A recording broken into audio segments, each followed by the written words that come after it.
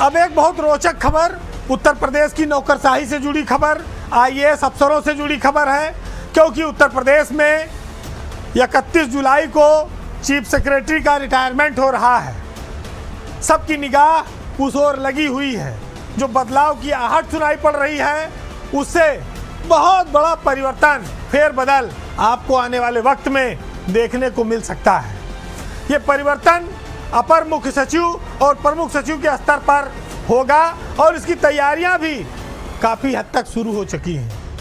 बस खाली मामला रुका यह है कि 31 जुलाई को वर्तमान मुख्य सचिव मनोज कुमार सिंह, जिनका कार्यकाल का आखिरी दिन है, उनको क्या सेवा विस्तार मिलेगा या नहीं।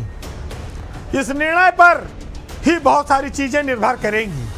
सबकी नज़र दिल्ली की ओर है कि वो क्या फैसला सुनाता है।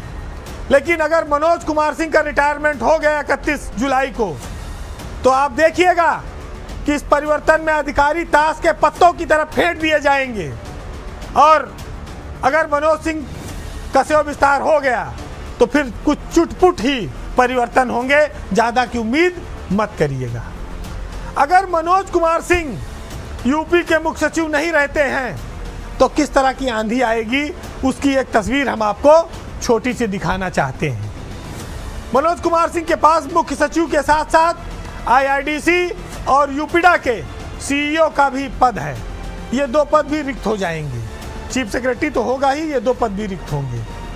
और जब ये पद रिक्त होंगे तो इस बार यूपीडा का सीईओ कोशिश करेगा कि प्रमुख सचिव औद्योगिक विकास जो है वो उसके पास जाए। और अगर मनोज सिंह हटते चीफ सेक्रेटरी पद से तो एसपी गोयल उत्तर प्रदेश में नए मुख्य सचिव बनाए जा सकते हैं। और अगर एसपी गोयल मुख्य सचिव बने तो फिर मुख्यमंत्री का एसीएस का पद खाली हो जाएगा। हालांकि संजय प्रसाद मुख्यमंत्री के प्रमुख सचिव हैं, लेकिन अगर एसीएस के रूप में किसी को लाया गया तो फिर वहां पर कई सारे नाम आ सकते हैं। पार्थसारथी सेन शर्मा का नाम भी चल रहा है कि वो मुख्यमंत्री कार्यालय में आ सकते हैं। वो इससे पहले एक बार पंचम तल में रहे हैं अखिलेश यादव की सरकार में।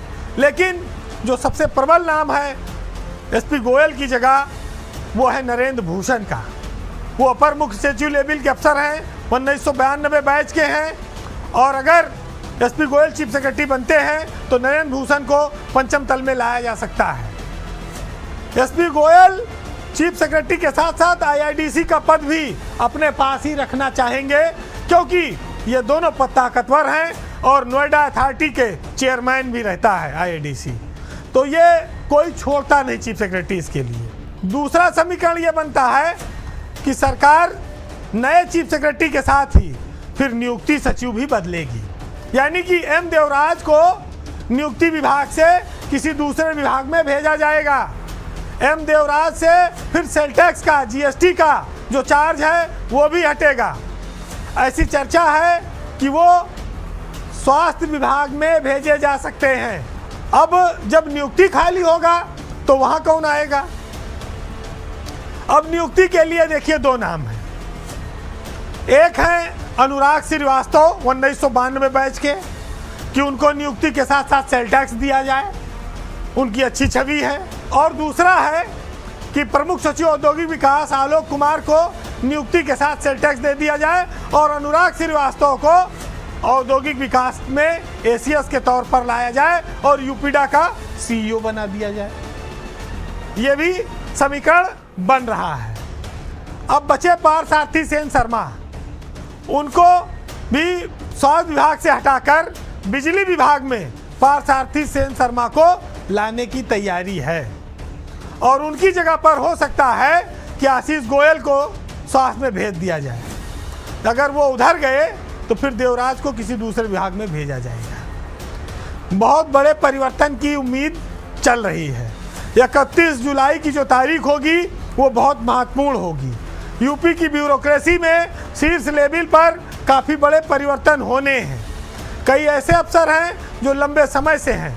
अगर एसपी गोयल को देख लीजिए, अनुराग श्रीवास्तव को देख लीजिए, तो ये सब लंबे लंबे समय से एक एक पद पर जमे हैं। कुछ और भी परिवर्तन हो जाए तो कोई आश्चर्य नहीं होगा, जिसमें नगर विकास में अमृत अभिजात है। अमृत अभिजात को भी सरकार बिजली विभाग में ला सकती है या नियुक्ति विभाग का चार्ज दे सकती है। वो भी 95 बैच हैं, प्रमुख सचिव लेवल हैं, लेकिन अब सीनियर हो चुके हैं। तो यूपी की ब्यूरोक्रेसी में परिवर्तन होने वाला है। योगी सरकार इस बात का इंतजार कर रही है कि 31 जुलाई को क्या निर्णय होता है। फिलहाल आज के पावर सेंटर में इतना ही। जाते जाते ब्यूरोक्रेसी के साथ साथ सियासत में भी जो उठापटक चल रही है, उन दोनों के तालमेल पर मंजर भोपाली साहब का ये शेर बहुत महत्वपूर्ण है।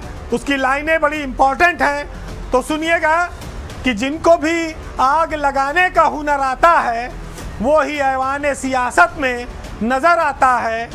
अनगिनत साल का जलता हुआ बूढ़ा सूरज जाने क्यों रोज सवेरे मेरे घर आता है, और खाली दामन है यहाँ पेड़ लगाने वाले और हिस्से में लुटेरों के समर आता है।